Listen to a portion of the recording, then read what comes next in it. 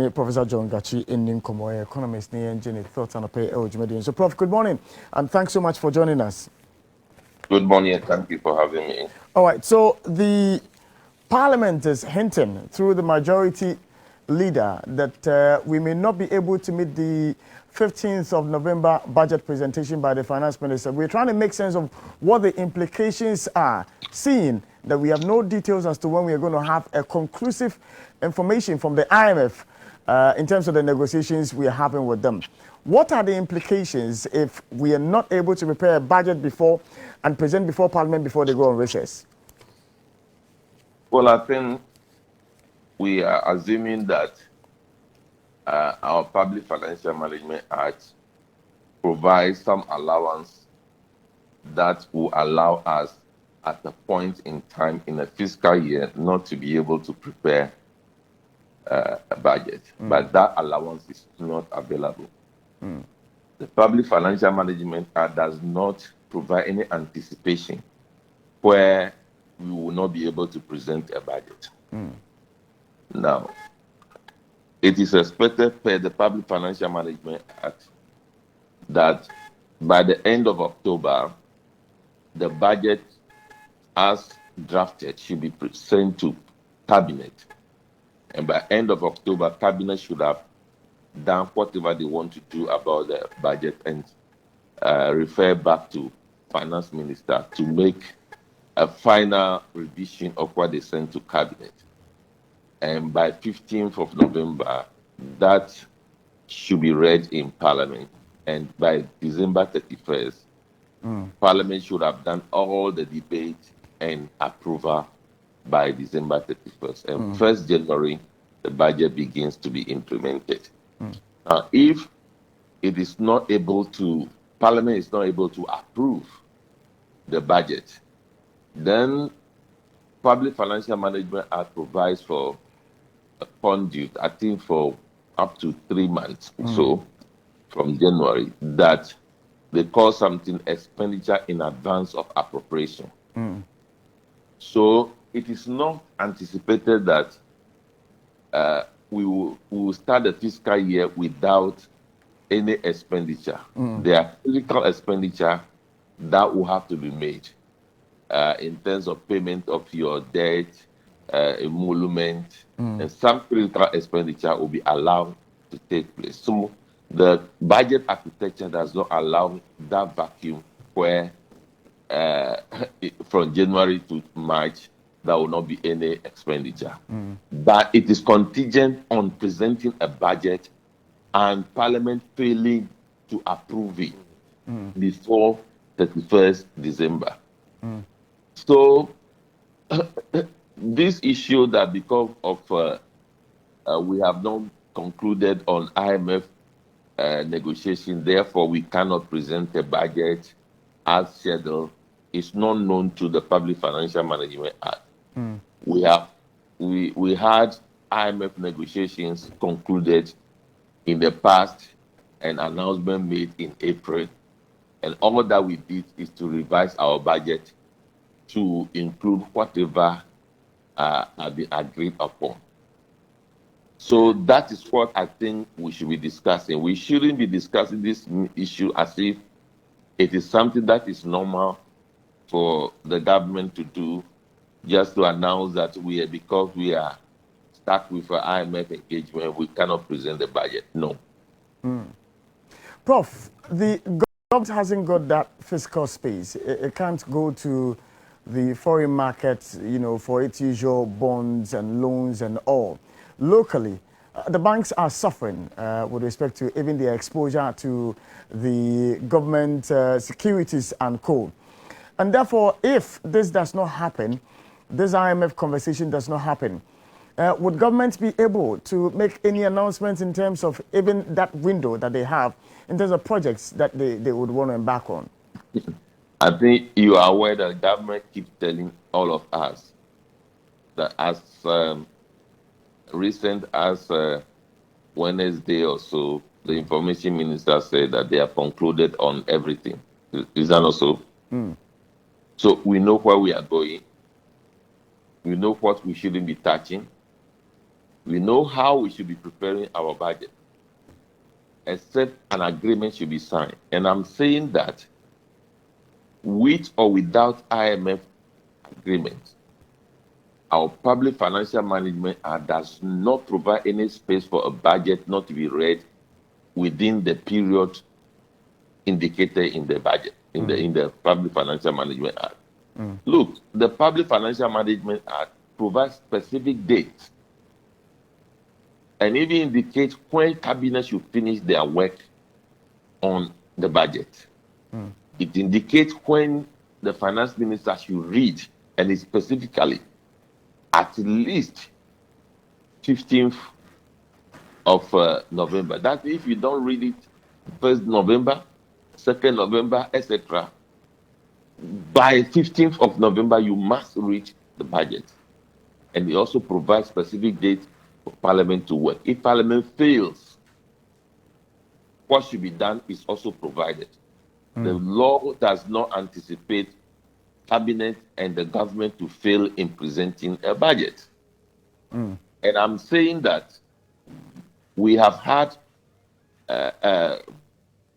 IMF negotiation concluded after budget was read in this country. And we find a way of revising the budget and reflecting the IMF discussion.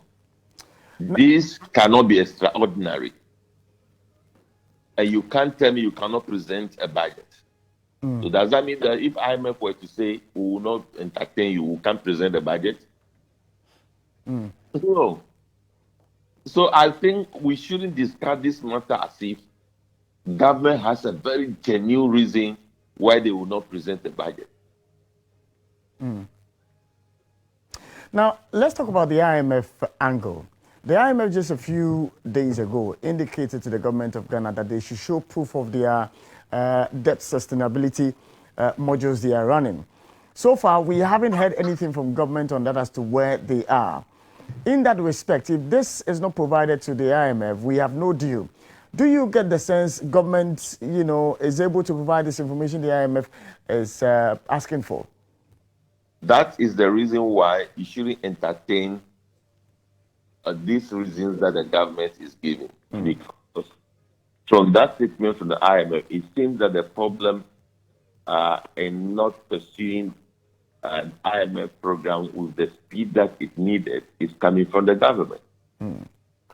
So is it deliberate that you don't do your work and come to the people that we can present the budget? So those are the things issue. Government is aware that by October they need to complete the budget. Why didn't they even give us indication that they're having problems in concluding the budget? But they told us, I believe you really listened to the president when he spoke just a week ago. It was very clear that they will conclude and then incorporate in it.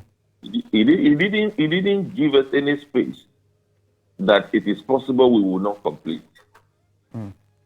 I believe, my opinion is there's no space for deferment of presentation of budget. So that should not be encouraged. We should rather be interrogating what was government doing from after the mid-year budget up to October. What was the government doing? Did the finance minister even present the draft budget to cabinet? Did cabinet consider it? That level, nothing was even done. All right. Now, the last address by His Excellency the President, he made the point that, this whole debt sustainability conversation, he told Ghanaians that we're not going to have any haircuts with our investments that are with institutions that are bought, government securities and treasury bills. That assertion, is that something which you believed? Well, the issue is that you are the president of the nation, but there are certain things you are not the one who should determine it. Number one, debt restructuring is a negotiation between creditors and debtors. Now, while you have not had conclusive discussion with the creditors, why will you come and say that there will not be haircut? So it makes the whole thing, whether we appreciate what debt restructuring is or not, or just because people were complaining, the president decided to make such a statement. Of course, the president can say that, look, my team, in their discussion, we didn't anticipate that this category of instrument will appeal to creditors for a haircut. He can say that, but to categorically say that there will not be haircut, as if that power is with you are the one begging the creditor. So how will you come and make that concrete statement across board? It becomes very problematic. But the point is, we don't know details of the negotiation that the government is having with creditors. Prof, my final question. From where you sit, do you get the sense the government is treating this whole IMF conversation with the seriousness it deserves? Well, initially, we all expressed that view because they were not providing the needed information. You don't know what documents they are dealing with. And then if you look at statement from IMF, it is very clear that the commitment that the government should give, they are not getting that needed commitment. That is the posture out there. It is left with government to prove to us that they are more committed than we thought. But as it is, that picture is not very clear. The former finance minister... Especially when the government knew the implication of not presenting a budget. It means that you have created more uncertainty. You are not providing a guideline to entrepreneurs, investors, to think about your economy for next year. It's a huge risk that you are posing to the economy. The government knows all that. Yes, they sat back until the dying moment of expectation to present the budget.